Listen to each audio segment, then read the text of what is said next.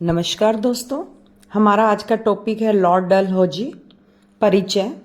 Lord Dalhousie British Bharat में औपनिवेशिक प्रशासक था। उसने 1848 से 1856 तक भारत के गवर्नर जनरल के रूप में कार्य किया। उसके प्रशासन चलाने का तरीका साम्राज्यवाद से प्रेरित था और उसे ब्रिटिश भारत में कई सामाजिक और आर्थिक सुधारों के लिए भी जाना जाता है। उसके काल में ब्रिटिश राज्य विस्तार अपने चरम पर था। उसका पूरा नाम जेम्स एंड्रयू ब्राउन रॉमसे था। लॉर्ड डलहौजी का जन्म 22 अप्रैल 1812 में हुआ था। उनके पिता का नाम जॉर्ज रॉमसे और माता का नाम बी ब्राउन था।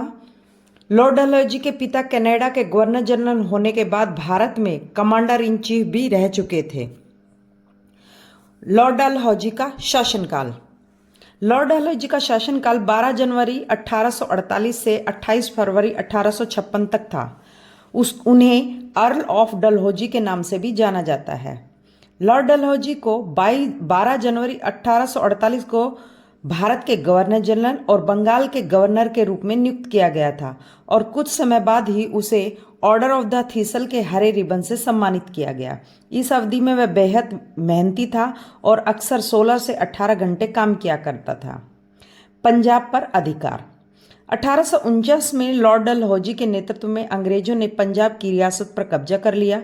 उस समय उसने 12 वर्षीय पंजाबी महाराज दिलीप सिंह से प्रसिद्ध कोहिनूर हीरा हासिल किया और उसे इंग्लैंड में महारानी विक्टोरिया को भेंट किया। कोहिनूर हीरा 1851 में नजर आया था और फिर इसे 1853 में डबलिन प्रदर्शनी में और 1862 में लंदन में विश्व मेले में प्रदर्शित किया गया था। द्वितीय बर्मा युद्ध।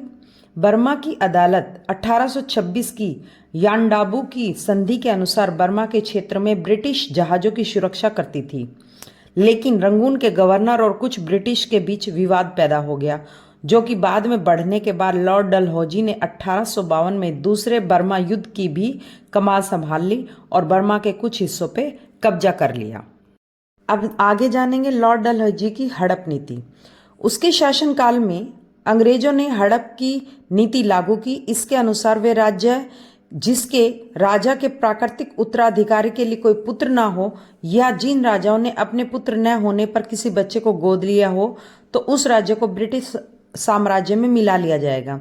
इस नीति का उपयोग करते हुए डलहौजी ने जनवरी 1849 में सतारा, उसी वर्ष जैतपुर और संबलपुर, 1850 में बघात, 1852 में उदयपुर, 53 में झांसी और 1854 में नागपुर के विलय की सिफारिश की। बघाट और उदयपुर की छोटी को बाद में मूल शासन में बहाल कर दिया गया। अवध के विलय ने डलहौजी को काफी अलोकप्रिय बना दिया था। उसने अवध को कुशासन के आधार पर विलय किया था। गवर्नर जनरल के इस और अन्य कई कठोर नीतियों ने ब्रिटिश सेना में भारतीय सैनिकों के बीच कड़वाहट पैदा की, जो अंततः 1857 के भारतीय विद्रोह का कारण भी बनी। अब हम जानेंगे लॉर्ड डलहौजी के शैक्षणिक सुधारों के बारे में। भारत में राष्ट्रीय शिक्षा प्रणाली की स्थापना के लिए लॉर्ड डलहौजी व्यक्तिगत रूप से काफी प्रतिबद्ध थे।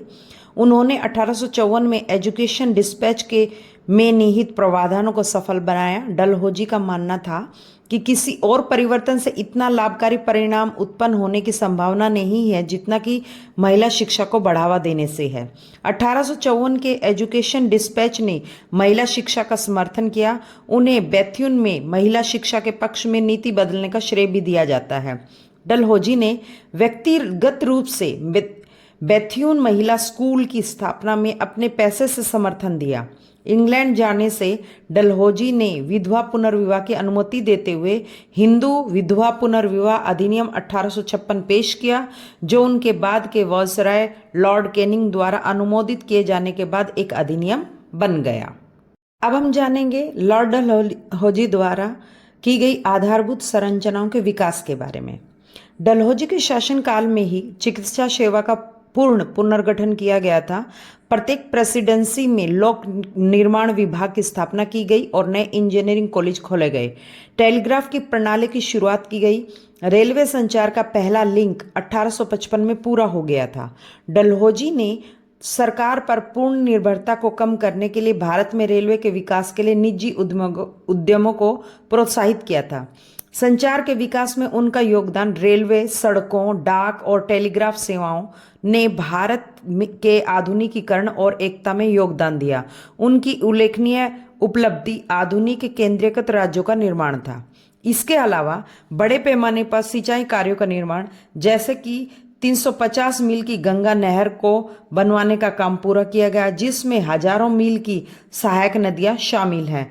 यह एक महत्वपूर्ण परियोजना थी जो बड़े पैमाने पर कृषि भारत के लिए विशेष रूप से फायदेमंद थी और पंजाब और बर्मा में युद्धों की लागत के बावजूद पक्की सड़कों और पुलों के लिए प्रावधान किए गए थे। सिंचित क्षेत्र बढ़ने से जनसंख्या में वृद्धि के साथ साथ अन्य कई फायदे भी हुए, लेकिन बढ़ी हुई आबादी की स्थिति में सुधार के लिए टीकाकरण और शैक्षणिक संस्थानों की स्थापना जैसे सुधारों को कभी भी लागू नहीं किया गया।